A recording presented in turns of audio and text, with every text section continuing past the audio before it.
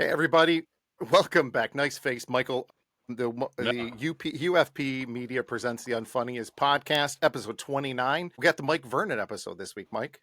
Trying to think of the other 29s. Was Leroy Horde number 29 for the Browns? No, Leroy Horde was 33 after Biner, I think. I'm trying to remember, but I don't remember many 29s other than Mike Vernon. So, of course, a local hero here. And yeah, absolutely. An Andy Williams song. It's the most wonderful time of the year. So with kids mistletoeing and hearts are glowing, tomorrow is December. We say every year we get older, and every year I keep saying it. God, I can't believe how fast this year's going, but it's going to be that way. So Thanksgiving thing comes up in a flash of an eye. Well, and it was late this year. Thanksgiving was late this year, wasn't it? Realistically, it was late last year too. Yeah. Oh, yes. Yeah. That means, Mike, there's only you've only got 11 more days to shop for my birthday. Depending on which. Yeah, December 12th, right? Yeah, it's 12/12. So we're gonna have the Marc Miller birthday extravaganza. Hoppies is on the 10th. Hoppies is on the 10th. Schaefer's is on the 11th, or the 15th. Kathy's is the 15th. So we got everybody in December at that time. But want to thank you guys, everybody, again. Please, we keep going to say it again. Like, share, tell your friends about us, anybody else that you want. And if you like us, make sure you tell more people. And if you can't stand us, tell even more people. Yeah. Hate watch us. We don't care. Everyone how. Yeah, we don't care. Please tell everyone how bad we are. Exactly. We're just two bums sitting in our basement with cameras we bought off of Amazon. So, yeah. The hell's that thing on the back of your? What's that thing behind you? I just noticed that. Yeah, it's a stupid little 3D printed thing. I forgot to take off the wall. I took some decor down, and I forgot to take that stuff down. So, speaking of decor, did you put any Christmas? We did. Up? Yeah, we put our Christmas tree up. We've been putting everything up today. Charlotte is going crazy. I swear, I can't wait to drop her off at school in the morning because Charlotte thinks that everything for Christmas is hers, and she can put up whatever she wants wherever she wants it. So, by the way, I want to thank Rebecca for that small Christmas tree. Now that Charlotte thinks that she can put every ornament known to man on her little 2-foot tall Christmas tree in her room. So. She tries to decorate that full, yeah. It's not quite like the Ward house, though. Shoot us, priest. We have, if you count all of the trees, just counting trees that are erect in the home. Yes, I did say they're erected in the home. There's 1, 2, 3, 4, 5, 6, 7. Kaylee's is 8. They're little trees, but still, yeah. It doesn't make any difference. I don't care if they're little trees or not. They're still trees. It really does create a fun family, old-fashioned Christmas hoorah at the Ward house because it is pretty festive in the home for sure. Okay, so one of the greatest things we did a couple years ago was go out and buy a new Christmas tree because we needed one, and we got one of the pre-lit that's only in 3 pieces. You put it in 3 pieces, it's lit.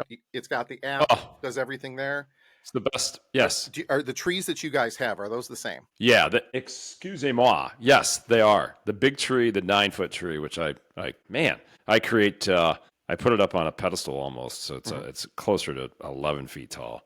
But that is 4 or 5 pieces. Yes. Bing, bing, bing, bing, bing. Lit. And I light it up as I go too, so I can see if there's any outlights, and then I turn it around. Blah blah blah. It's tree in the living room is the old-fashioned type that came from my parents' house on Barbara. I used to be in the foyer in Barbara, so it's kind of like a nostalgic, taller, skinnier, I guess you would say. That is not. I have to literally now. It goes up in pieces, so the branches come down. So it's not like I'm individually. Okay, so it's not bad. Hate that. But I have to put lights on it. I have to string the lights and everything else. I know the other trees in the kitchen, the little ones are pre-lit. And I actually, to be honest with you, I don't even take them down. I put them in the basement in the corner of the storage room. There was no reason to take them down. No, you got the space. But the pre-lit is the greatest invention ever. Of course, I rip on AI and I rip on everything else in terms of being lazy. I'll be lazy. Self-admitted, I'll be lazy because I spent probably an entire day decorating the house because the garland goes up around my office doorway. It goes up on the banister going upstairs. It goes across the bridge. It is. Mike lives in a castle, just in case anyone knows the drawbridge comes down. I'm probably going to have to take a mobile moment, whether it's this week or next, and we'll do a little tour of the Ward home and all of the Christmas decorations. I am one of those rare males, I guess, that gets excited about Christmas decorations. I don't know why. It's the way I was brought up. My parents made the house feel pretty doggone special when we were kids, so I continue that on with our kids, and they are just like me and can't put anything up until the day after Thanksgiving. Okay, I agree with that. I do not have the outside lights up. I'm looking outside right now. Of course, it's still light out because it's only Sunday afternoon, but I need to do that. So, but yeah. How was your Thanksgiving, Miller? It was good. Thanksgiving was nice. We just had some of Kathy's family over. Stan was over as well. It was nice and relaxing. Big Stan. Yeah, I swear though, I think everyone was out of the house by 8:30, and it felt like we were hammered drunk the next morning, like hangover, because it was so you just are so tense with every people, even if it's a small group. You're like, thank God people are gone, even though you love having everyone over, and it's like, okay, all right, let's get back to normal again. Time to go. Rebecca was up, I believe, at 5 a.m. cooking and didn't stop until 5 p.m. when we started to eat, or maybe it was 4:30. I don't know. Yeah, it was a long day, and we didn't have a ton of people over. Obviously, it was just our family. The Witkowskis came over, Lee and Don. Of course, Beamer was here from Canada, our foreign exchange student, Sean Beamish, also known as my esteemed colleague from Canada. He just left he left this morning after the snow tapered off, which, of course, was being predicted as Snowmageddon. That should be in my rant. Maybe it will be. Take cover. Take cover. Do not go outside. You must start your fireplaces now. Every establishment that could be closed, will be closed because of the snow. This is a severe winter storm warning. You will not survive this. And then you wake up the next... Go ahead. Speaking of that, on Facebook, I'm scrolling through and I see Click on Detroit, the Channel 4 for anybody that's not local here, the local NBC affiliate. And they have, check out the school closings. First off, it's Sunday. The snow stopped like around noon, 11 a.m. If it was earlier than that. And I don't think we're really anticipating any other real snow the rest of the time. And they're talking about possibility of school closures tomorrow. I understand wind chill, blah, blah, blah, whatever you want to say, but there's no reason to cancel school. And there's no... Well, you're giving away my rant of the week. Okay. All right. I'll be quiet. We can wait till... Yeah, that's all right. We'll be quiet there. But so now that was my 2 cents. But we, for anyone who doesn't know too, we went over Shane's house, our buddy Shane, for the Michigan-Ohio State game yesterday. Anyone that has never heard Mike and I in a room that we watching a football game, we egg each other on throughout the entire game. I swear, if people don't know us, I think they probably think we hate each other.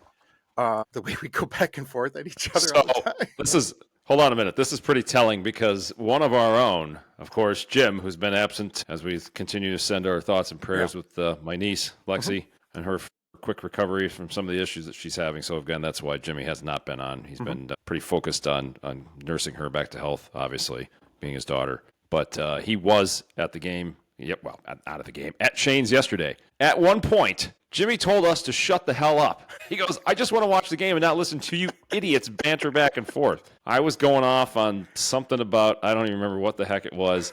It was probably the play. Epic fail. Everything's falling apart. I think it was the play that Jeremiah Smith went in the end zone. They were contemplating whether or not to call it a touchback. And Jimmy goes, oh, my God, you guys need to stop. I can't handle it anymore. I kind of took that as a hint. Like, okay, if Jimmy's telling us to be quiet, maybe we should probably tone this down a tad anyways. But yeah, Captain Strahler, thank you for your very warm welcome into your man cave barn, which of course is where we broadcasted live from, what was that, 3 or 4 weeks ago? Yep.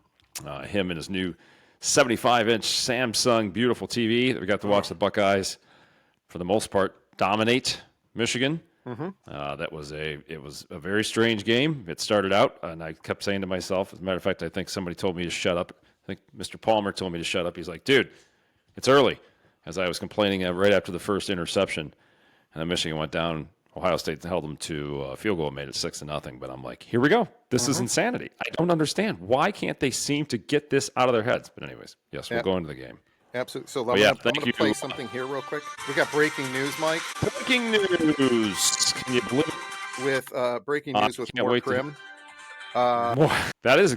That sound from what Mort Krim was. I don't know what that was, but that was some breaking news sound. This is Mort Krim, Channel 4, breaking news here on the UFP. Take it away, Miller. Two things. First off, LSU, I'm looking at you. Yes, I'm looking right at you, LSU. You're Wow. overpaying. You're overpaying for Lane Kiffin. You could have had Mike and I for $2 million a year. And what are you going to pay Lane Kiffin? 16 million, 10 million a year. You could have gotten the same record with Mike and I, and a lot more publicity than with Lane Kiffin. But whatever, you guys wanted to go with a name and not the unfunniest podcast because we would wear our own stuff. But yeah, Lane Kiffin, I saw. It's funny to see nowadays if you go on X or Twitter, whatever you want to call it, the private plane sightings, and a plane just took off from Baton Rouge and it was on its way to Tupelo, Mississippi, and now it's diverting over to Oxford, Mississippi, and all of these So things. they seriously watch this, right? Yeah. I mean, there's people that actually sit there and Go ahead. Yeah, you can easily tell all of the, because it's a public university, you can tell all of the private planes that are taking owned by them. landing. Yeah, well, it's owned by them, and you can get their tail numbers and you can figure out where they're at any given time. So yeah, if a plane is taking off after it was clearly said that after the Egg Bowl, there would be a decision made by Lane Kiffin where he was going, and you kind of knew it was either going to be Florida or it was going to be LSU. His family must like the Gulf Coast area there for him to stay, kind of relatively, close there. Right. It's a great job. LSU's a great job, and he can do what he wants. But so it says LSU's courtship of Lane Kiffin has come to an end as he's leaving Ole Miss to take the job at Baton Rouge and will not coach. I repeat, will not coach the Rebels in the college football playoff. Okay, so that brings up a whole other question. Yeah. Quickly, your thoughts on that? He screwed over his kids. Agreed. Because now it's going to be like what happened at Florida State.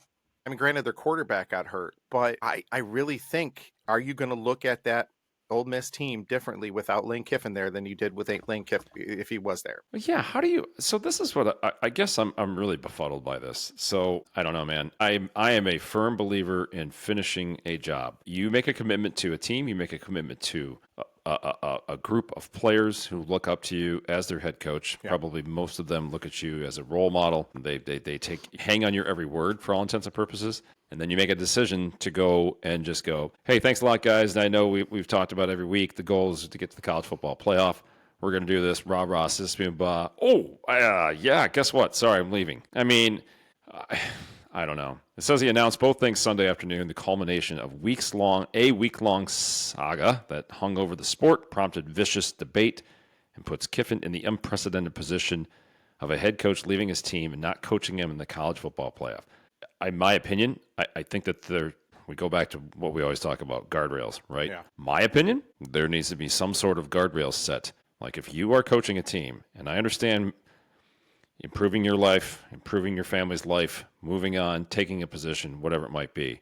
But this is different than working for a big corporation and going to a competitor. This is, like I was just saying a few minutes ago, this is a commitment to a football team. This is a commitment to a group of players and kids. What are you teaching these guys, right? Like, okay, your commitment means everything until it doesn't. Your commitment means everything until money pays you off. I know the culture we live in these days. I understand. But again, I'm one of those, maybe I'm old-fashioned. I don't know. I'm assuming you agree with me that you make a commitment, you stick to it. So now, yeah, he's not coaching Ole Miss in the college football playoff. Are you kidding me? So who is the assistant head coach? Ole Miss responded quickly. Defensive coordinator Pete Golding to the school's full-time coach soon after Kiffin left football building for LSU. Kiffin, 50, and the Rebels just wrapped up an 11-1 regular season with a 38-19 win over rival Mississippi State, of course, yesterday, all but assuring them a berth in the 12-team college football playoff.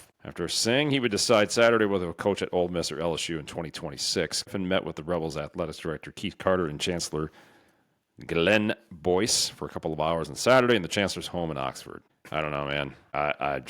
Yeah. As a quick aside, is there anything that sounds more SEC football than the term chancellor and not university president? Are we in the UK? And just like, what parish is he going to be in Louisiana? He's not in a county. He's in a parish. Yeah, the Lane Kiffin situation here the last few years really reminds me a lot of the Ben Johnson situation, where how many years did you see Ben Johnson was going to go, and he was going to go, but never the right fit. There were a lot of rumors the last couple of years at Florida State and a couple other ones where Even I think of even the Alabama job when it was open a couple years ago. Was Lane Kiffin going to go? Was Lane Kiffin going to be there? And in a lot of cases, he said, "No, I'm here. This is where we're at. This is where we're going to be." And in fact, this is going to be sound really stupid, but if I'm not mistaken, is it his daughter goes to LSU or his daughter's boyfriend goes to LSU or something to that effect? I remember there was a story. If you look it up, like when I'm talking, you'll see it was something about his daughter or somebody with LSU. And I apologize, I can't think of it all offhand right now, but I really think that's what it is. You give him credit; he stayed for longer than I thought he was going to stay at Ole Miss. He must like the hottie toddies. But Ole Miss is a great job, always has been, even going back years and years. It's definitely better So than Mississippi State. yeah, there's no doubt about it. So what I was curious about, 'cause when we were just talking a couple minutes ago about guardrails and rules and everything else, so I immediately, I don't even know why I didn't bring this up, but the NFL does have specific rules for in-season coaching hires to protect playoff teams and ensure compliance with the Rooney Rule, which mandates interviews with diverse candidates. During the regular season, head coaching vacancies are almost always filled by a coach from within the current staff, not an outside hire, due to the disruption that it would cause to team operations and the league's anti-tampering rules. While teams cannot hire a full-time coach from another team during the season, okay, there we go, the Rooney Rule does not apply to interim head coaches hired mid-season. So yes, teams cannot hire an outside coach during the season. Any interim coach must be an existing member of the current coaching staff. So if you had these type of guardrails, once again, on college football, college sports, which is an absolute debacle. But I mean, go ahead. the season ended. Their season officially ended. Well, it did, but they're in the playoff. They're essentially in the playoffs. So I agree, so but the their regular playoffs season aren't ended. part of. Actually, are the playoffs really technically part of the NCAA? I mean, their bowl game, they're a little bit different. You know what I mean? You know what I'm saying about that? Well, I think you're getting a little bit ticky-tacky at that point. I am. I agree, but I think that's why coaches are switching right now, right after the regular season. Yeah, I don't know, man. It bugs the living daylights out of me. I think if you're Lane Kiffin, I don't have a ton of respect for you. I really don't. No. I mean, I get it.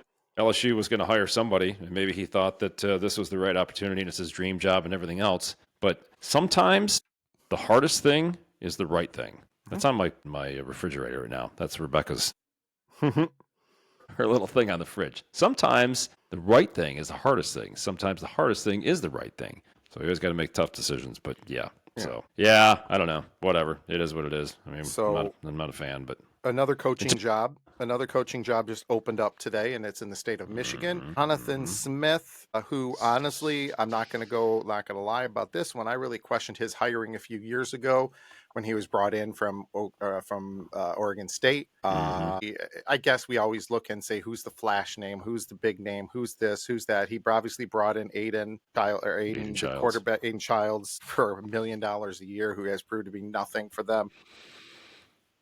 Severe disappointment. Yeah, I think we'll hear Valenti's thoughts, but I agree with him. You really have to have a long, strong look in the face. Are you going to continue to try to, for whatever you want to say about Mel Tucker and a dirtbag, whatever he was, everything else about that, but he brought some success early on to Michigan State. It wasn't sustained, and I think you need to have somebody at Michigan State, Mike, like a D'Antonio, who is there because that's the job he wants, and he's not going to try to find another job because you can win at Michigan State. They have the money to win at Michigan State, but now it's been proven. Where are you going to put the money? Are you going to put the money to the football program? Are you going to put the money to the basketball program, who right now is incredible right now, is doing amazing.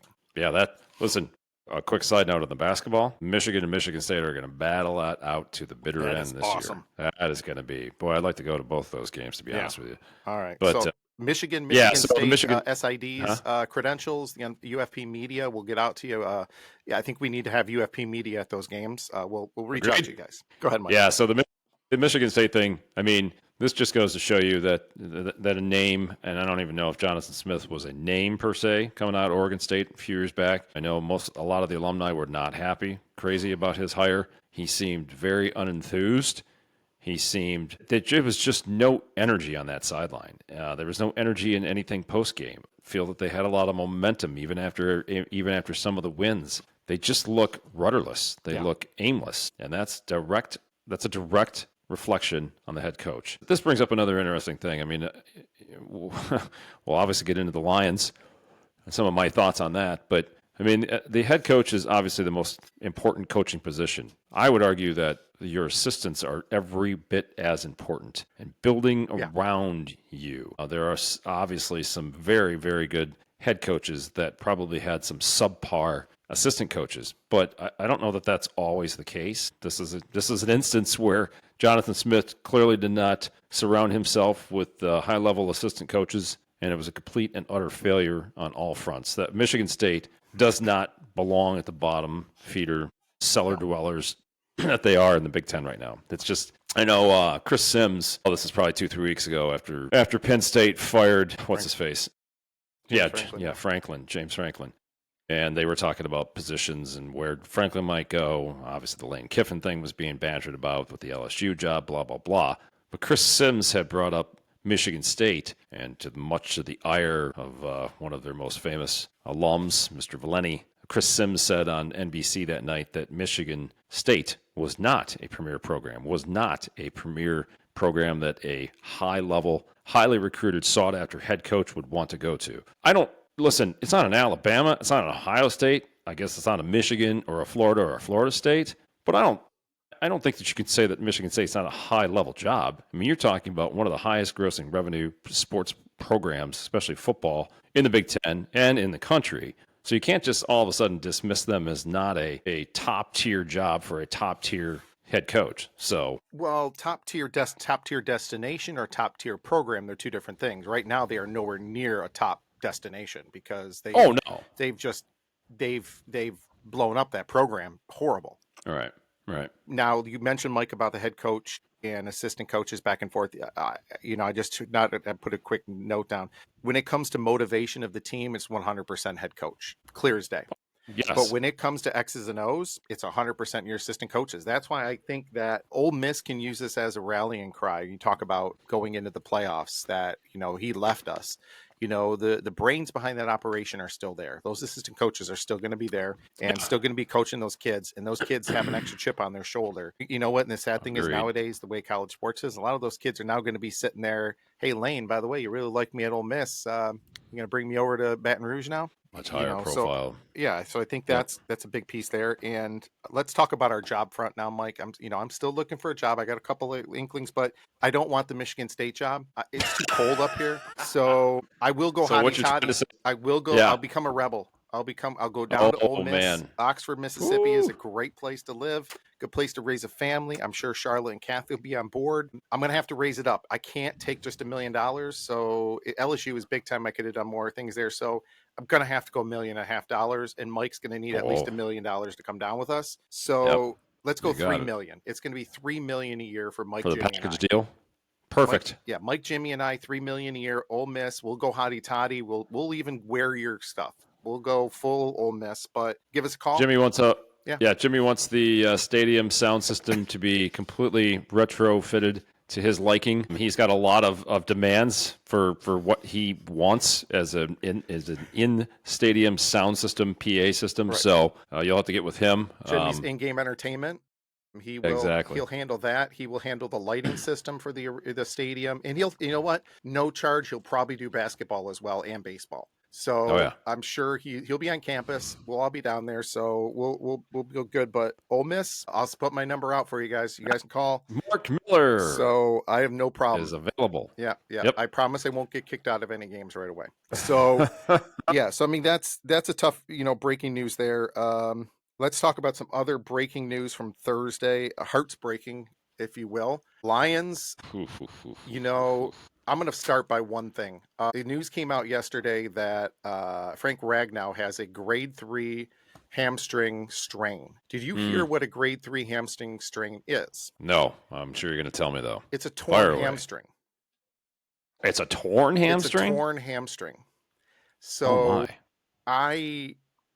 Kathy and I we're talking about this. My wife were talking about it earlier. And I'm sitting there saying he hasn't been an athlete in... I mean, obviously an athlete, whatever you want to say, but he hasn't played a game since January, and that probably hasn't even healed since he was playing last. And I'm sitting there saying, how do you not know that it's torn? And Kathy actually picked something up and threw it at me and said, what about your ankle? I said, what about it? Oh, So for people that don't know, a couple years ago, I was walking twisted and I felt something pop, didn't know what it was, and go to a podiatrist who says it's sprained, but we'll do an MRI anyhow and find out my ligament tore right off the bone. But yet still walking, still moving around like anything.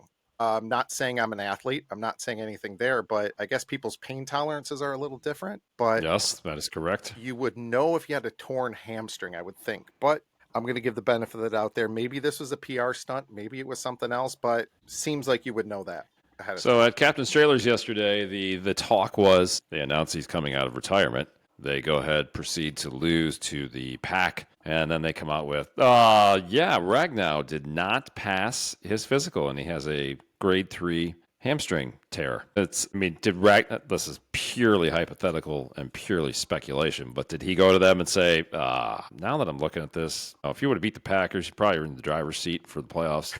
You lost to the Packers. Yeah. Who knows? Listen, Ragnow with a bad hammy is probably an upgrade to anybody that got on that offensive line right now.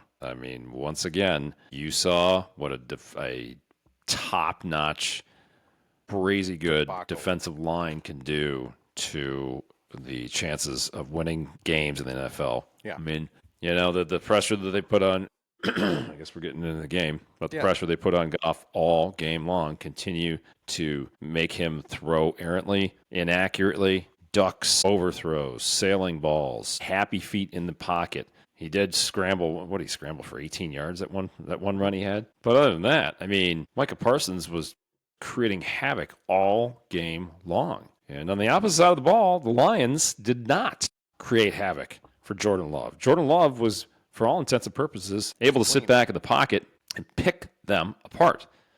So this once again goes to, Aiden Hutchinson is a good pass rusher. He is not great. He is not superb. He's not elite. He's not even close to Myles Garrett. I watched Myles Garrett this afternoon a couple different times. He bull rushes, man. He takes the offensive lineman, makes them look stupid as he either spins around him or literally goes right up the gap and sacks Brock Purdy today. But yeah, listen. They need help on the defensive line. They need help on the offensive line. I would argue, I know this is not going to be very popular, they need help with the head coach. They need a better assistant. Well, okay, so let's go. Again, this was bantered about yesterday at Captain Strailer's man cave, and I brought this up. So what does this kind of show you? With the Bears now sitting atop of the NFC with the Rams losing, Ben Johnson looks more and more like he was the brains behind the operation. Dan Campbell is clearly a phenomenal motivator. He's a man amongst boys when it comes to motivating teams, getting them hyped up for most games. Just the overall persona, like you said, bringing energy and everything else. But does this start to show you that Ben Johnson, with his offense, clearly on that side of the ball, was the brains behind this operation? Dude, year one, he's taken the Bears. They're 9-3. Mercy. And they look good. They looked really good at Philadelphia. So I don't know why I'm having a hard time with my voice today. Listen, we've talked about the week before. We talked about it 2 weeks before that. We've been talking about this all season. Dan Campbell needs to, at some point, you think you would have noticed this 2 games ago, this is not the same team. You do not have the same offense. You do not have the offensive line. You can't run the ball up the middle with Jahmyr Gibbs. You can't keep going for it on stinking 4th down. They're down 10 points. They have a 4th and 3 at the Packer 21. Kick the stupid field goal. You need 10 points. You need a field goal. Why not kick the field goal at that point? Well, J-Mo dropped the ball. Blah, blah, blah. I don't care if J-Mo dropped the ball. You needed 10 points. Kick the field goal. I just don't understand, man. You know what's more This is who we are. Let me bring up something real quick first about Parsons. You mentioned 8 total tackles, 4 solo, 2.5 sacks, and 3 TFLs. A wrecking crew. And honestly, I was watching the game. He does it quietly. He's just quiet with how he goes about it. But yeah, right. One of the things I want to bring up when it comes to this Lions team, as bad as they played yesterday and as bad as recently they played with some of these games, they're still in them. They still had a chance to come tie it. They still had a chance. And I guess that if you're going to say, let's talk about a positive, a little bit of hope, is that there's hope because they're not getting blown out. There are little tweaks, little things like that. So maybe some different schemes. It's going to take a lot more of that offensive line, especially this week coming against Dallas. I think you're going to see some stuff. And the good thing is it's not a short week for either team, so they're going to have time to prepare. But you're going to see, if they were getting blown out, I would say, yes, it's one thing, like they did against the Packers the first game, but it gives me some hope. But this isn't let's instead of running the ball left, let's run the ball right type of thing. This is going to be, we need a scheme overhaul. They're there, I guess, I think. And clearly their talent level is in the top 10 of this league for sure. A lot of those talent positions have not changed. Again, we'll go back to both sides of the ball on the defensive and offensive front. But this is starting to become a Dan Campbell problem. Because what did you just say? They're in these close games. You're losing these games, though. Why are you losing these games? I'd argue it's coaching. Mm-hmm. You're losing these games because of coaching. But the exact scenario I just said, the exact same scenario that they went 0 for 5 the week prior. They went 0 for 4, 0 for 3 the week prior to that at Philadelphia. Dude, start taking some points, man. If you make the playoffs, you will get beat. Round 1, goodbye. Again, especially if you have to go on the road. Because at this point, I don't think, listen, if they make the playoffs, they're going in as a wild card, and they're not going to have a home game, huh? Yeah, they're going to be all road games. So let's go through this really quick, unless you had something else lined up for right now. That's what I want to talk about. Yeah, so the Lions sit at 7-5, currently in the 8th spot. And there are, as we know, 8 spots in the playoffs. So they are hosting the Cowboys this week. I personally think the Cowboys are on a roll. I think that's a loss. I didn't think that last week. I said last week that they were going to beat the Cowboys. I think the Cowboys are coming in here and beating them. I do. Clearly, that's not going to be a popular prediction, but whatever. They are going then, the following week, they're going to the Rams. That is a loss. They are now sitting at 7-7, and for all intents and purposes, probably on the outside looking in. They host the Steelers. I think that's a win. Puts them 8-7. They go to the Vikings. I do think they'll bounce back. I think they will beat the Vikings. I think they will learn from the first matchup at home. That puts them at 9-7. Then they go to the Bears. Sorry, at this point, right now, again, right now, they are not beating the Bears in Chicago in the last game of the season. Puts them at 9-8. The Niners are 9-4, sitting a full game, technically 2 games ahead of you. The Niners and Carolina both have buys this upcoming week, which we talked about in the pre-show. It's weird how late of a bye. So the Niners are 9-4. The Niners have they beat the Browns, of course, this afternoon. So they have a bye, and then they host the Titans. I'm pretty confident they're going to 10-4 then. They're at the Colts. I'm gonna chalk that up to a loss. That makes them 10-5. Versus the Bears, loss. So now they're 10-6. Versus the Seahawks, loss. I think they beat the Seahawks. Is it here or in Seattle? No, it's at San Francisco. So let's just say they finish. I think they're going to finish 10-7. Oh wait, it just dawned on me. That's the end of the year. That's when Sam Darnold turns into a pumpkin. That's right. He's not the real Sam Darnold at that point. It's funny. Subliminally, I guess I was thinking that. Yeah. The Cowboys are at the Lions. I'm predicting the Cowboys are winning on Thursday night, so they go to 7-5-1. They're going to host the Vikings. They go 8-5-1. They host the Chargers. I'm going to say that's a loss. 8-6-1. At the Commanders, 9-6-1 because they're winning that game. At the Giants, I think they'll win in New York. The Cowboys finish 10. I guess this is all right now. These are all predictions. The team that's right on your butt right now is the Carolina Panthers, who surprisingly beat the Rams today. So they are forced to be reckoned with. They are at the Saints. They're moving to 8-6. They have a bye next week. So in 2 weeks they go at the Saints. They're 8-6. Right now, I'd say they're hosting the Bucks, Tampa Bay, in week, I guess it would be week 15. I'm saying they're going 9-6. I'd say they're beating the Bucks. Versus Seahawks, I think they lose there, 9-7. At the Bucks, I think they lose there. They're 9-8. So now you're tied with Carolina at 9-8 at the end of the season. Tampa Bay, Versus the Saints, they're going to move to 8-5. I think they win there. Versus the Falcons, 9-5. They win there. At the Panthers, I think I said that they would lose or that they would win that game, 10-5. At the Dolphins, 11-5. Versus the Panthers, they might end up 12-5. Okay, so here's the scenario. I don't know who wins the tiebreaker between the Lions and the Panthers.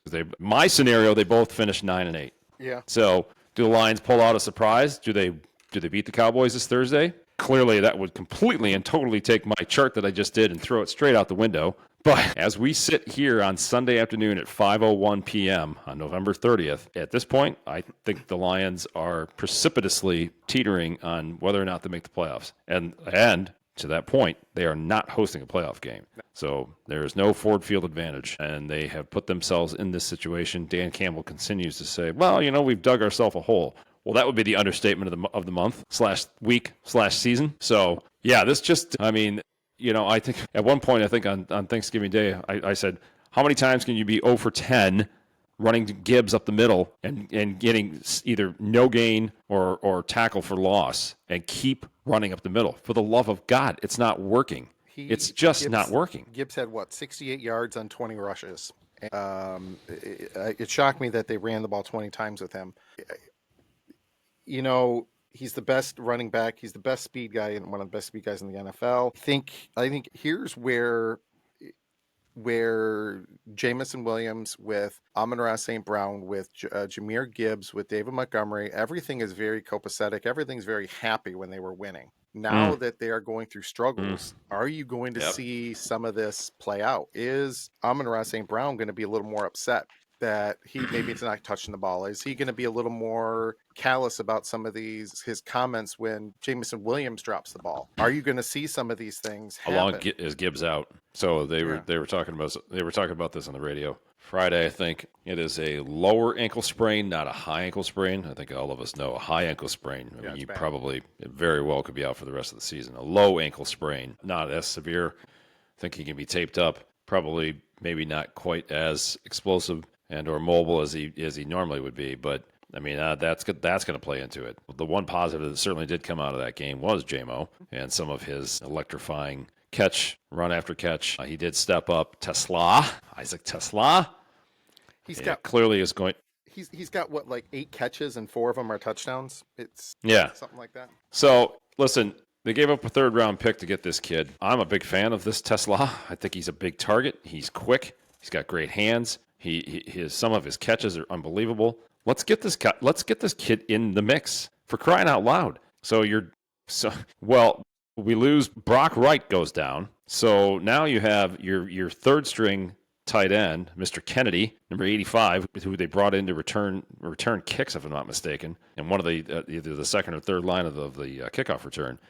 He actually had a pretty good game. Yeah. He had, let's see, Kennedy had Leo's. This app is such a pain in the butt sometimes. So JMO had 7 receptions for 144 yards with a touchdown. Yeah, Tom Kennedy, 4 receptions, 36 yards. Tesla, 2 catches, 35 yards, and a touchdown, and then it fell off from there. Gibbs had 3 catches for 18 yards. Montgomery, 2 for 16, and that was it. To your point, 20 carries for Gibbs, 68 yards. David Montgomery, 8 carries, 32 yards. You're right. This is something's not right, man. This Sonic and Knuckles thing and all this other stuff that we've talked about for the last couple of years, they are going away from that. Goff's run was 24 yards, and that's special. Goff ended up finishing 20 of 26, 256, 2 touchdowns, took 3 sacks. So again, on the stat line, I guess it doesn't look horrible, but that's not factoring in all of the pressures. And like I said earlier in the podcast, the happy feet, can't get out of the pocket, blah, blah, blah. Yeah. Oh, yeah. David Montgomery was 0 for 1 on that Wildcat play. And it wasn't Montgomery's fault. That was Goff was looking downfield before he could catch that ball. Yeah. Yeah. Hold on real quick. I just, again, I'm not trying to pick on Aiden Hutchinson, but he did have 6 tackles, no sacks. That was it. Brian Branch had 10 tackles, 7 solo. Anzalone had 9 tackles, 1 tackle for loss. The stat line on the defensive side of the ball is severely underwhelming. Mm-hmm. You allowed Jordan Love to go 18 of 32, 34, 4 touchdowns. He had a 124.2 rating. He looked good, man. He continues. Well, listen, when you grow up behind Aaron Rodgers, who grew up behind Brett Favre, you're going to learn some pretty good things. He looks more and more like Aaron Rodgers. The way he throws the ball, the way he analyzes the field, the way he check downs. He's not making mistakes. Contrary to what earlier in the season he made some pretty boneheaded interceptions, but he's taking care of the ball now. So Josh Jacobs had 17 carries, 83 yards. Pretty much nothing much after that. But look at their receiving. So Dontivon Wicks, 6 catches, 94 yards. Christian Watson, 4 catches, 80 yards. Luke Musgrave, 1 catch, 23 yards. Romeo Dobbs, 4 catches, 20 yards. Wicks had 2 touchdowns. Watson had 1. Dobbs had 1. I mean, this is clearly their passing game, which is very indicative of what we've been talking about. No pass rush. Jordan Love sitting back there picking the Lions apart. Yeah. So, and I don't. Off his back foot half the time, and just frustrating. Yeah, I think, if you look at the standings right now in the NFC, I'm, for all intents and purposes, the top tier it's obviously going to shift a little bit, but as a general rule, you got Chicago on the top at 9-3, tied with the Rams 9-3, Philly's 8-4, Tampa Bay 7-5. So that again, that's a division win though. Seattle's 8-3. Green Bay's 8-3, San Fran 9-4. So again, the Lions are sitting there at 7-5, with Dallas right on their tail at 6-5-1, Carolina 7-6. So those 10 spots right now, it drops off right after that because Minnesota's 4-7. So they're, for all intents and purposes, out of it. So you are in competition with San Francisco, Dallas, and Carolina. Those are the teams. And I guess you could even throw Tampa Bay in there too. And that's why I broke down my little chart that I did earlier. Yeah, it's going to be an interesting final 5 games or 4 games of the season. 5 games of the season. Right now, I think 9-8. You can combat me on that, but there's my analysis. It's going to be tough. And we talked about earlier what teams are really good, what teams are not. Let's kind of do a quick recap, go over, around about the NFL. Start back on Friday, Thursday, some of those games. Baltimore losing to the Bengals. Joe Burrow's back. Lamar Jackson had 2 fumbles and a pick, so he was responsible for 3 turnovers. And Joe Burrow, 261 yards passing, 2 touchdowns, only sacked 1 time. So Burrow's coming back, and his foot injury. It's sad that they're 4-8 and they're not out of the playoffs. Oh, they are not out of the playoffs. As a matter of fact, my Browns made the on Thursday and Friday during the games. The Browns were actually in that. What do they call it? On the outside looking in. I'm like, wow, at 3-8. Of course, now they dropped to 3-9 today with yet another lackluster performance. But yeah, the Bengals are still, crazy as it says, in the mix. You know who else is in the mix? The Dolphins. The Dolphins won again today.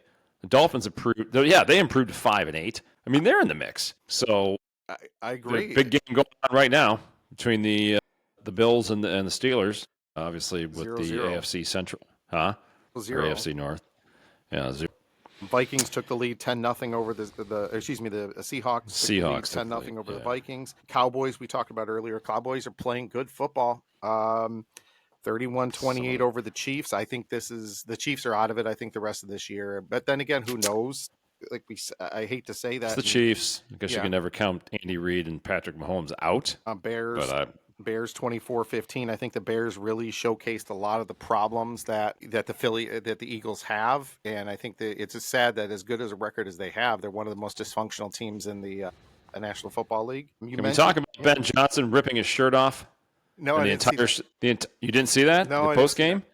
He walked in the locker room. He went ballistic, ripped his shirt off, went shirtless, pumping up the entire team in the post game locker room celebration. So apparently, what happened though was there is a hot dog company in Chicago that said 2 weeks ago if Ben Johnson either goes shirtless on the sideline or post game in one of the celebrations, the entire city of Chicago gets free hot dogs. Thinking it never happened. What? Thinking it never happened, yeah. He ripped that damn shirt off, and off he went. So get our hot dog in Chicago. Yeah, let's go to Chicago, get a free hot dog. Caleb Williams was 17-36, 154, a touchdown, and 1 interception. I mean, again, this is what he's doing, though. Ben Johnson has him taking care of the ball, right? Maybe not outlandish statistics, but he's managing these games, and Ben Johnson's dialing him in. Carnegie had 22 carries for 130 yards with a touchdown. DeAndre Swift had 18 carries for 125 yards and a touchdown. That's their Sonic and Knuckles. Yep. They are quickly establishing themselves as the team to beat in the NFC. Now, does it come down to like the Lions of last year and they go into they get a first round bye, they host a team, and yeah, they could, but Chicago's not going to be an easy place to play outside in January in the playoffs. And if the Bears are setting themselves up to be dominant in the run game like they are, especially the past few weeks, I mean, you had 250 yards rushing between two backs. Dude, everyone was looking for a reason to doubt the Bears and to basically say, poo-poo them and say, well, they'll falter. My dude, you look at the stat lines, man, this is a makeup of a outdoor playoff push team. Yeah. And you're seeing it develop right before our very eyes. So let's talk about another team that with a quarterback that I'm going to say, is it going to come back down to earth or not? And I think we were saying that they were going to win the title and that we were going to win the Super Bowl early on. The Colts losing to Houston, and I called Houston out. I said Houston was done, and now they're one game behind Indianapolis in that division. They won 20-16. Daniel Jones' stat wasn't horrible, 14-27, 201, and 2 touchdowns. No picks, in sack one time. Jonathan Taylor, 85 yards rushing, but then that was all the rushing they had. Is it the Colts coming back down to collapsing? Earth? Yeah, I think so. Or is it the Houston coming back up where they should have been? Are they leveling off where they should be? Yeah, I think so. You're starting to see, that's exactly what it is. You're seeing a leveling off. Colts are coming back down to earth. CJ Stroud was back today. Let's see. What was his stat line today, Mr. Stroud? He was 22 of 35, 276. No touchdowns and interceptions, 75.4 rating. It's pretty good, though. I mean, 276 yards rushing. That backup, I don't know what the heck his name was, but he held them together. They now sit at 7-5. I mean, if you look at the AFC, this is completely different than the NFC because in the AFC, outside of the Pats and the Broncos, the 3 spot all the way down to the 12 spot. So you've only got 8 spots, but you get, like you said, the Bengals are sitting at 4-8. They're technically still in it. I mean, that's a pretty long shot, but you then have the Dolphins at 5-7, Baltimore's at 6-6. So Baltimore is probably going to leapfrog everybody because they should. Well, I shouldn't say that because Pittsburgh's 6-5. So they're going to battle it out. But yeah, you got Jacksonville at 8-4, Pittsburgh's 6-5, India's 8-4, the Clippers, Los Angeles Chargers. Sorry about that, Jim Harbaugh. 7-4, Buffalo 7-4, Houston 7-5, Kansas City still in the mix. 6-6, Baltimore 6-6, Miami 5-7, Cincy at 4-8. That is going to be a fascinating 5 weeks of football starting now, basically, with the game between the Steelers and the Bills. So not a ton of drama in the NFC, unless you're a Lions fan. You got to wait this thing out and see where we end up. But the AFC is wide open, so should be fascinating. Yeah. So sorry, I interrupted your countdown. Go ahead. No. I think those are the big things there. Let's talk now about the next level down at those minor leagues of the NFL. Let's talk about some college football from this past week. And obviously, we had the game, Michigan and Ohio State at Ann Arbor. We'll get into that in a second, but I just want to say that I think it's absolutely ridiculous the way these players, and you can't touch my logo on the field, and you can't do this, and you can't do it. The players standing around the logo after the game. We'll talk about that later, but it's a joke. Take care of it on the field, get your butt off the field. You lost just like last year. Ohio State has no reason to complain. They got the butts kicked. So yeah, well, talk about yes. The game, Mike. Yeah. I found myself standing there watching that game almost in disbelief in the first 8 minutes of the first quarter. Like, is this really happening again? Is this really seriously happening again? Michigan goes down, to their credit, rolled down the field to Ohio State. Defensively, held them to a field goal. Okay, Matt Patricia. Yes, nice work, Mr. Patricia. And on the defensive side of the ball, Ohio State gets the kickoff. Lillian Sand drops back, throws an errant pass to the sideline. Boom, picked off. Michigan. to Mr. Purdue's defensive credit once again. They held Michigan to a field goal. Ohio State gets back, gets into a little bit of a rhythm, drives all the way down the field. The headbutting penalty on Michigan, which I do not think he purposefully did that to the referee. I think he was trying to simulate exactly what was happening. I give the refs a ton of credit to not. Right. I mean, you should much by flack the as we letter of give the him. law, he should have been ejected. He should have been kicked out. Correct. But I give the ref credit for that one. So Yeah. you know, for as much as we complain about him, that I think that's one of the great things referees did. Yeah, I was going to say we clearly rip on them quite a bit. So that was going to be 3rd and goal. That gave Ohio State half the distance to the goal, 1st and goal. To Michigan's credit, they held Ohio State out of the end zone, and it was 6-3. Michigan goes down, gets another field goal, makes it 9-3, and you could almost feel all of a sudden the last 4 years. It's like somebody woke up and said, "You know what? I'm tired of this crap." Ryan Day, we're going to open up the playbook. We're going to flex some muscle. And from about the last minute of the first quarter and the rest of the game, Ohio State absolutely dominated Michigan. Yeah. Michigan was not hanging with Ohio State any way, stretch, or form. That whole call in the corner of the end zone with Jeremiah Smith. I mean, the Michigan fan, if we would have had that turnover, it would have been a different game. Okay, first of all, he took 5 steps after he caught the ball, so that was clearly a catch, and he became a runner. He had possession as he was going across the goal line. He was switching hands for all intents and purposes. What I say yesterday when we were standing there, I agree. if they overturned that call and they said touchback Michigan ball, I think the whole country would have went, what? College football is even more of a joke than we thought it was. Absolutely. So to their credit, they let it up, it upheld, and then Ohio State decided at that point to basically, like I said, flex their muscle and for all intents and purposes dominate the rest of that game. I'll tell you, Ryan Day for 4 years wanted to establish the run game and wanted to show everybody that Ohio State was just going to browbeat the daylights out of Michigan and beat them into the dirt. The 4th quarter of that game, he did just that. They ran over Michigan. An 8-minute drive, basically, to make it 27-9. And then the interception and the defensive domination that they went through. It took Ryan Day 4 years to do what he was trying to do. The whole Lou Holtz thing, remember that 3 years ago? Yeah. This is a tough team. This is a tough team. Well, which was pretty bad. And Lou Holtz was absolutely right. He was absolutely right. Yeah. Listen, I will give Ryan Day a lot of credit. To your point about last year with Michigan planting the flag and Ohio State freaking out about it, well, take care of business on the field. And I said this exact same thing last year. Take care of business on the field, and you don't have to worry about another team planting a flag. To Ryan Day's credit, they took that game and turned their entire season and obviously the playoff around and went on probably one of the most I'm not just saying this as an Ohio State slappy. They're probably one of the most impressive championship runs that we've seen in college sports. And Ryan Day has shifted. That national championship obviously pulled a lot of the pressure off of him. He still had the pressure of the game and losing 4 in a row. But some of his comments yesterday after the game and the humility that he showed is a side of him that I haven't seen. And I was very impressed by it. He even said that. He goes, listen, we're winning with humility. He went up to Sharon Moore after the game and he said, listen, we're not planting a flag, but let's make sure this thing doesn't get out of hand and get your players in the locker room.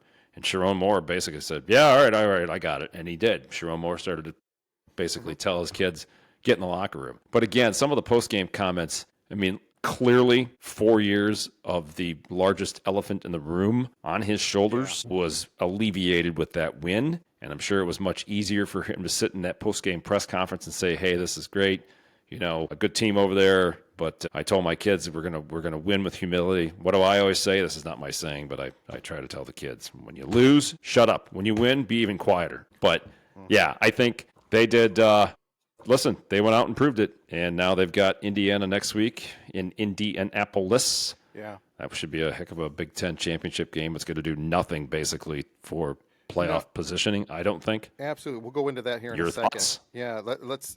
I agree with what you said about the game. I think I made a point about early on in the first half, Ohio State wasn't going to run the ball up the gut. Michigan was too staunch up the middle. They had too much right in the middle. They weren't going to be able to run the ball. And Ryan Day was butting his head against the wall, kept trying to do it. and it showed her on the goal line a couple of times that you have the speed on offense that they don't have on defense. You take advantage of that. You don't try to dictate it. If this is a early game in your season, yeah, you can try to do some things back and forth, but do your strengths. Take care of Right. your strengths. And I think in the second half they clearly did. They threw the ball more. They opened up the ball. They weren't afraid, because I think that's a lot of cases. I think Ryan Day was a little afraid at some of these games. He was nervous to really air the ball out and to go Agreed. outside of it. And I think he Agreed. just said, "Forget it. Let's just play our game." And at halftime, that switch happened, and I think they dominated the second half. So do we have the conversation about Julian Sand and the Heisman? I mean, obviously, when you have Cardell Tate, and Jeremiah Smith, 2 first-round draft picks, clearly, and when they were absent the last few weeks, he did struggle a little bit. But I mean, it's tit for tat. I mean, you can't have a good quarterback without a good receiver. You can't have a good receiver without a good quarterback. But he finished 19 to 26, 233, 3 touchdowns, 1 interception, with a 96.9 QBR. The kid looked very poised in his first Michigan-Ohio State game at the Big House. He sat in the pocket. He was calm. He made his reads. He found the open receivers. Again, outside the first errant throw to the sideline, which was a pick. He just, to me, I was very, very impressed with Julian Sand, and I think he is going to be, I mean, if he doesn't win the Heisman this year, and I'm not saying he's going to, or maybe he doesn't, but he'll absolutely be in the running next year, for sure. Absolutely. To me, I think the person, it's a one-man race right now, and that's just Fernando Mendoza from Indiana. I just looking at his stats, near 3,000 yards passing and 32 touchdowns this year. 32 touchdowns. Let's go back. Some of those games this past weekend, Indiana beat Purdue 56-3 in their final tune-up. Obviously, you didn't see any looking ahead from them, so I think that was a good piece there. Rushing, they had Indiana had 355 yards rushing against Purdue.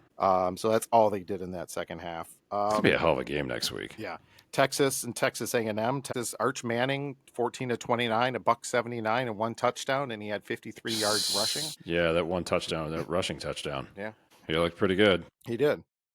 Are they back? Are they in the mix? I think with Michigan losing, I think that catapults them into their. I agree. Yeah. The game of who really cares, Georgia and Georgia Tech. Georgia 16-9 over Georgia Tech. Ole Miss 38-19. So that means Ole Miss is probably going to be, with number 3 losing. Ole Miss could be number 5, number 4, 5 or 6 right now in the country. They could possibly have a bye or whatever in those first couple of rounds. But I think Ole Miss, you can't count them out. I think they're playing great football this year. They obviously won the Egg Bowl. Utah beat Kansas. Arizona State. I think those. Oregon beat Washington 26. Another one. Oregon's 6th in the country. Oregon's playing great football. Oregon's going to be top 5 in the country after this. Yeah, I agree. And Texas Tech's another one. Beat West Virginia 49-0. Notre Dame beat Stanford 49-20. It's going to be interesting. I mean, next week, let's just go over some of these games next week. So with the championship games, so let me bring all these up, all the games next week, and we'll talk about the big one later, the Western Michigan, of course, Western Michigan and Miami of Ohio in the championship game. Oh, Miami, Ohio. Yeah. So you and Jim Wise are going to duke it out. Exactly. So some of those big games for next week, and obviously the big one to me is the big one, and it's not the Indiana Ohio State game. Because let's be honest, that game really means nothing. Both teams want to have a close game. Both teams don't want to lose, but at the same regard, both teams just want to come out of that game healthy. Yeah, and if that's a 1-score game, I think both of those two are still going to be number 1 and number 2 in the country, whichever way. Agreed. Who's 1, who's 2. I think that's going to be a big thing with that. I don't know why, for some reason, my stuff's not coming up here, but so you got Georgia at 3, Oregon's 4, Texas Tech 5. Ole Miss 6, and at 7. They've dropped 4. They're predicted to drop 4 spots. Oh, they did drop 4 spots to 7, because they were at 3, right? Yeah. Use at 8, huh? Yeah, I was going to say SEC is the other game. Georgia and Alabama, number 4 and 10 for the SEC championship. Big 12 should be a good game. BYU and Texas Tech. Texas Tech's just been silent, sitting out there in Lubbock. Curious to see what kind of goes on with that one. Notre Dame looked pretty good yesterday at Stanford. That's always a pretty good rivalry game. Yeah, and I want to talk about one thing too, because I think we're going to be down at the MAC championship game. So this is going to What be time's that game? it's going to be a noon kickoff on Saturday. It's going to be at Ford Field. It's going to be Western playing against Miami of Ohio. Woo! This is a rematch to the October 25th game down in Oxford, Ohio. Which, by the way, one of the best college campuses in the Midwest, Oxford, Ohio. If you haven't Oh been yeah, there, it's incredible. It's an awesome campus. But Jim Western Weisenberger. Exactly. Western gave up 260 yards passing and 148 yards rushing that game, and actually had a lead 17-9 going into the fourth quarter, only to lose and give up. Who's your daddy? So, again, back So into yes. go back to that Western game. It opened up at a Western -3.5, and it's moved to -2.5. Although that really means nothing, honestly, Will especially your in Bronco that game. faithful show up I at think Ford Field? I think so. I think last time they were there, which was the magical season where we went to the Cotton Bowl. I mean, you saw that was a packed stadium there. But then again, also, It was. I think we were almost in top 10 of the country at that point. That was when Yeah, what's his name? against with PJ Minnesota's Fleck. PJ Fleck. Yes. Yeah, and so I think it's really cool to see. I think they're going to Didn't be. they play Miami, Ohio that year too? When They we may went have, down there? or no, that was Ohio U, I think. Ohio. Yeah. Okay. Yeah. Yeah, The Bobcats. yeah. So I think that's Miami, gonna, Ohio should travel pretty well too. That actually should be a pretty electric atmosphere. Should it be. should. Yeah. The MAC championship. Let me go back. I'm anxious. I want to bring up the stats when back when I was with the team, because that year, that was 97. When you were with them? When I was working for the team and I was with the team there. Mhm. Here it is. So that year, 97, we opened up. It was the first year of Coach Darnell, and we opened up against Temple. We beat Temple 34-14. Then we played State at State, and we had only 3 losses that year: Michigan State, Mhm. Toledo, and Ohio U. Here's how much football has changed since then. In college football, we went 8-3 and 6-2 in the MAC and didn't go to a bowl game. Incredible that you think about it. Incredible nowadays. 8-3, we would have been in prime position for most bowl games when it came down to that. Oh yeah. But Right. Toledo was 9-3 that year, 7-1 in the MAC. Who is I'm curious. It was I'm trying to think who was the big. I'm trying to think of who the big players for Toledo at that time were. Gary Pinkel was the head coach. Offense, Pinkle. yeah, Ray Finkel. Clarence Love was their only NFL draft pick out of that pack, but it's unique to see. I think it's upsetting for us at that point. We lost to Toledo. We got blown out actually by Toledo, but should have got to a bowl game. And I'm mad that we didn't get to bowl game that year. But just once again, just how big the MAC has changed, how big college football has changed, in what Right. 30 years, 40 years. So things Yeah. change pretty quick when it comes down to all of those. Mike, I wanted to bring up a topic about college sports, and we talked about it earlier. I want to bring up of college rivalries, and we even can kind of go with some of the other rivalries too. When you think of college rivalry names, what are some of those names that really come up to you? The game. The game, which, by the way, I agree it's a great game, but is that the most arrogant name to put on a on a rivalry? The game. It's the The game. game. Exactly. The game. Yeah, Right. Right. Some of the other ones we talked about: Civil War, which is that's changed now. Oregon State. We talked about Egg. the Egg Bowl. The Egg Bowl. Talked about the Iron Bowl. Some of the other ones I never even thought about that came up. Now it reminds me, Bedlam. Can you think about who plays in Bedlam? The Bedlam game. Who's that? Oklahoma and Oklahoma State. That's called the Bedlam game? Yep, that's called the Bedlam game. I have no idea on that one. How about Interesting. the Holy War? Oh, that would be Notre Dame versus Miami. That's the Catholics versus the No, convicts. that's Catholics versus convicts. Yeah, No, sorry. the Holy War is BYU versus Utah, the religious school versus the secular school. Oh yeah. The Border War, a game that nobody cares about, Kansas and Missouri. Yeah, nobody cares about that. Basketball, Tobacco Road rivalry. I've heard it called other things, but that's Duke and UNC. Here's actually 2 that I didn't think about for baseball. The Subway Series. Well, that's the Mets and Yankees. Correct. And the Freeway Series. Freeway Series. Who is that? That is the Dodgers and the Angels. I'll be down. One soccer The one. Battle of Ohio. One soccer one I know you don't care about is El Clasico, which is Barcelona versus Real Madrid. Is soccer a sport? I believe so. Just teasing. I'm teasing all you soccer people. Jiminy Christmas. Gonna hear it now. And it's not necessarily a rivalry game, but when you say it's an original 6 matchup, you know what it means. Yes. And the last one is in college football, which I hadn't thought about, the backyard brawl. Oh yeah, I heard this the other day. I forget who it is though. West Virginia and Pitt. Yep. Yep. Yep. So we're going to put this out, and I'm going to put a poll to see which, and I'm going to, let's say, Mike, for you, I'm going to take out the game. In your opinion, what's the best named rivalry between all those? The best name rivalry? Mm-hmm. It's got to be the Egg Bowl. I feel like it is. I like the Iron Bowl. The Iron Bowl has always been classic too. Auburn and Alabama, the same weekend as always that rivalry series as well. Yeah. But yeah, when the Egg Bowl is just, it's a great name for it. The Holy War, that's a cool one too. So, Unfunniest podcast listeners, we're going to put it out to you. Let us know what you think is the best. And I'm anxious to see the backyard brawl. Some of those I forgot about, and I guarantee there's other ones we forgot about as well. I think they're all pretty unique and kind of different when it comes to that.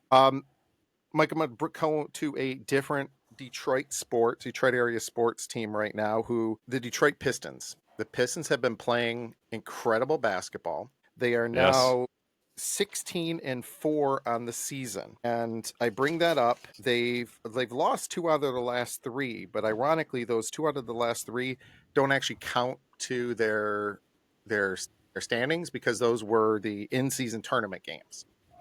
Mm-hmm. Which someone will have to explain why this is important and everything else. But I don't understand this colored the colored courts.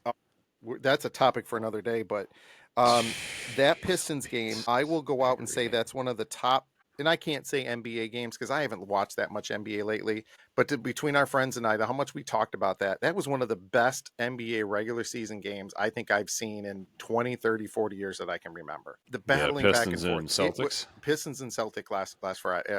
Was it last Friday? Wednesday. Battling back and forth. Every possession meant something. The crowd was going nuts in the Boston Garden and TD Gardens. It was incredible matchup. And I think, Mike, didn't you watch part of that game too? I did not watch part of that game. We had our tradition of going out the night before Thanksgiving. We went to Ichiban and the hibachi grill. So we got to have all of our, we had shrimp and steak and sushi. And so the kids and I guess they would call them their boyfriends and girlfriends. And then Beamer and Rebecca and I went to Ichiban that night. So no, we did not get to watch the game. We did come home, and in our other family tradition, sorry, we're getting way off topic here, I watched Planes, Trains, and Automobiles. Of course, that was certainly a classic in our home and many. Neil Page, yeah. 3 coins in a fountain. Flintstones. Everybody's looking around. So here's what we need to do. We have to watch the John Candy documentary, I Like Me. I guess it is absolutely spectacular. Of course, John Candy's originally from Canada, so Beamer, gets all fired up about him being from Canada and everything else. But that scene where they're getting out of the bed, or they're in the first night that they're in the hotel room, and Steve Martin's just ripping into him, and he's like, I don't know how you do it. And Steve Martin says, in a mimicking tone, he goes, well, I can do it because I've dealt with Dale Griffith. And the camera pans to John Candy, and he goes, you can rip on me, you can rip on the things, but I like me. And you can see almost like tears in his face. So I guess the documentary says he was showing like raw emotion there. Like he actually took Steve Martin, obviously it was just an acting role, like he was serious. So that's why they called the documentary I Like Me. It's that from that exact movie scene, which I thought was pretty cool. But some of the one-liners that come out of that movie, the part where they get pulled over by the cop after the car catches on fire, the cop comes up to him and he goes, the hell are you driving here? Oddly enough, sir, the gauges don't work, nothing works, wipers don't work, but the radio works, oddly enough. Yeah, so that is certainly a classic time-honored tradition of watching Planes, Trains, and Automobiles, at least in our home, on Thanksgiving weekend. And yes, as usual, Christmas Vacation. Of course, we did that on Friday. I think it was Friday night. While we were putting up the Christmas lights. Where in the world did we go? You got me off topic Pistons, again. But let's actually. Pistons. Yeah, I didn't watch the Pistons game. So sorry.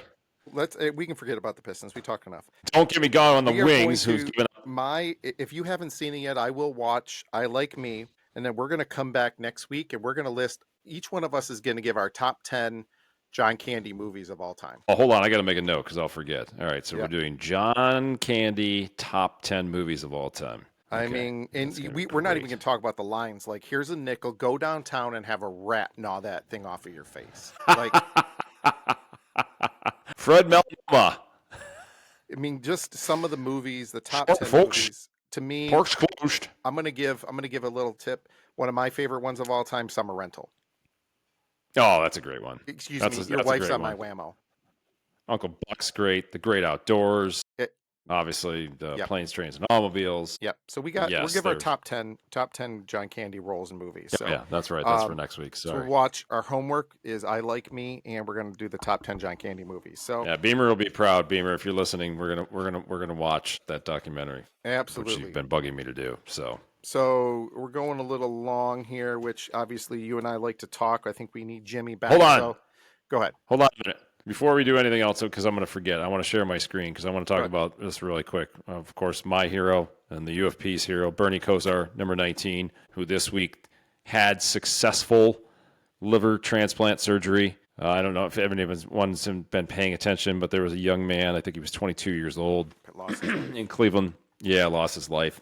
But before he died, he decided to become an organ donor. His dad was a big Bernie Kosar fan. He was a big Browns fan. And obviously, Bernie was, I guess I didn't realize how dire the situation had become, but it was getting very close. Bernie needed the liver transplant. And this young man, to his credit, became an organ donor, and Bernie got his liver. He was released from the hospital this past Monday. He actually had to go back in yesterday, from what I understand. He's had a couple setbacks, but it's interesting when you're from Cleveland. And I'm not going to go into a long dissertation about this, but people ask, well, Bernie never won the Super Bowl. Bernie, couldn't get them past the Denver Broncos 3 straight years. So there was a quick clip, and I want to share this because this kind of explains Cleveland and why Bernie is still probably the most beloved sports figure in that town. So I'm going to share my screen. This is just a quick little clip, Mark.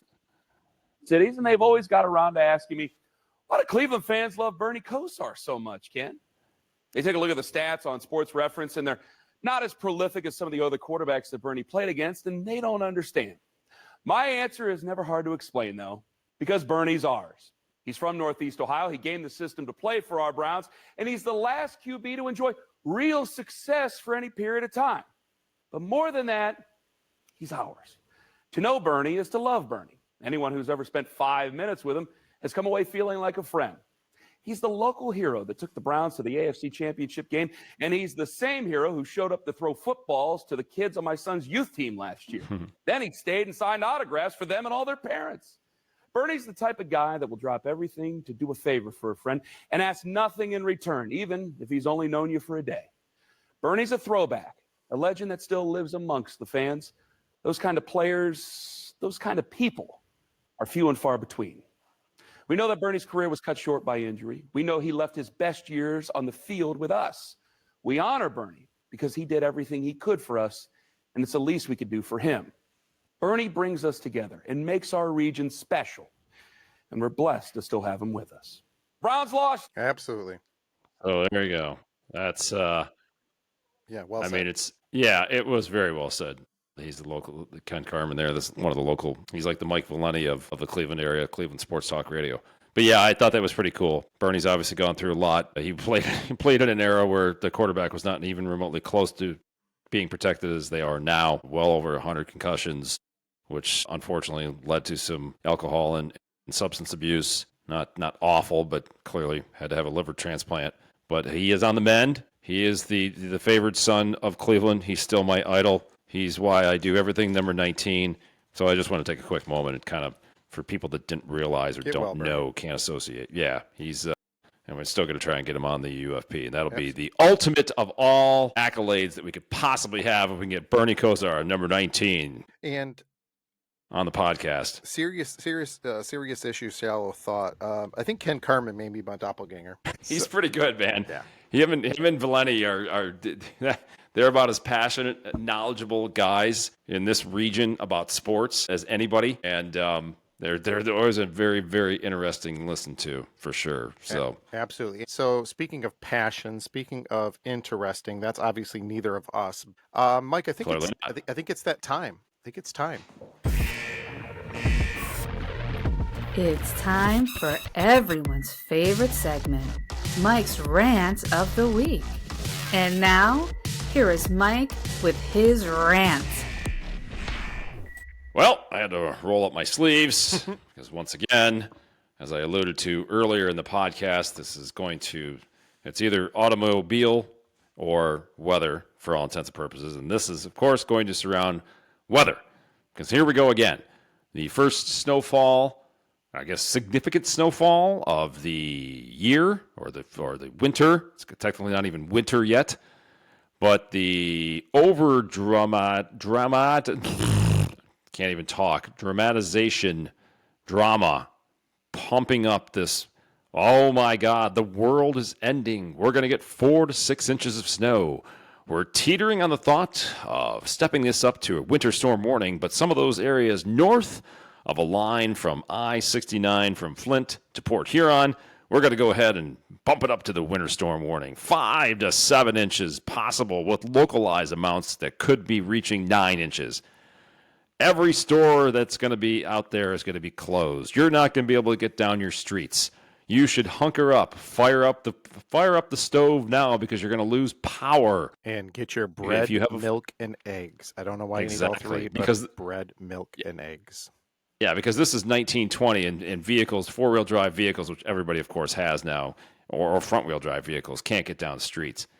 So in typical fashion, everybody starts freaking out about it. Everybody goes to the grocery store because like the grocery store is not going to be open today. Of course, this was yesterday when all the snowmageddon was being forecasted.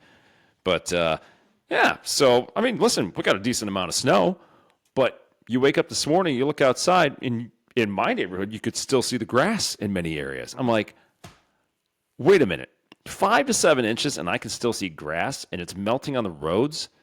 That the winter weather advisory, which is the one step below the winter storm warning, this is going to cause major travel disruptions, and maybe it did. But again, it's kind of like, guys, let's not every time there's a weather event that we freak out. And I understand there's elderly people out there that can't get around. There's obviously handicapped people that possibly could not get around.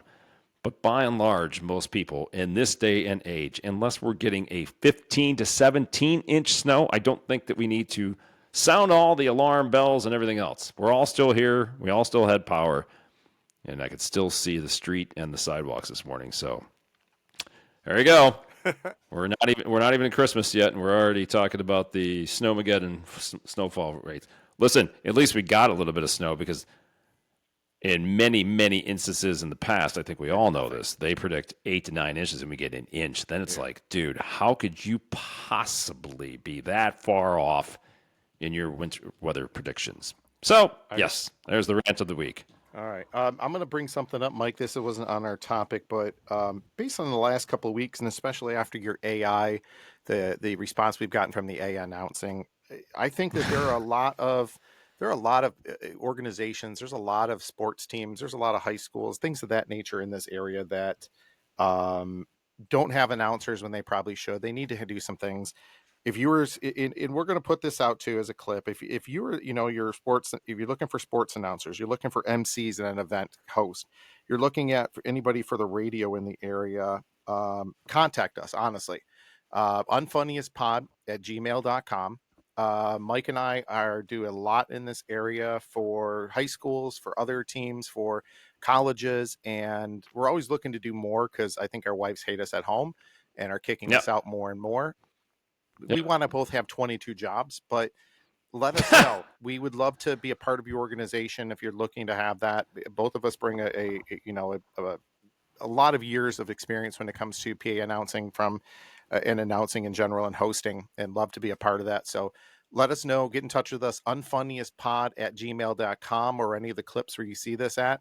We'd love to help you guys out, love to host your events, and love to be a part of that. And honestly, that also comes with it for other events that Jimmy also hosts and does a lot for lighting and sound and audio as well. So UFP Media, we call ourselves multimedia, but that is really true. Love to be a part of your organization and help out with whatever we can. So an hour and a half in, I think people are sick of us, Mike, and most likely.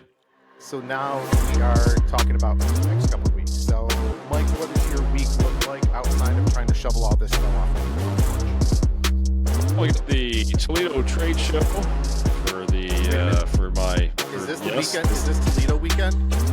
It is what Toledo week used to be Thursday, Friday, and then you guys would come down and we'd all hang out afterwards. But it's a Wednesday, Thursday there at the Glass City Center in Toledo, Ohio. Wednesday is 2 to 8 with a fun pub crawl after. So if you want to partake in a few pops with us, and then Thursday breakfast and lunch, it goes 9 to 2, I think. So Marc not having it on the weekend, so we can get down there and recap. yeah, exactly. You and Jimmy and Dave. Yeah. So there you go. So myself, not much going on this week. Charlotte's got some things going, but the big thing this weekend, MAC championship game, Ford Field, Sunday, Saturday at noon. Hopefully we should see you guys there. If you are coming, then let us know. Love to see you guys, and hope everyone has a great week. Stay warm and stay dry, everyone. That's right. See ya. Like us, follow us, all that good stuff. See ya.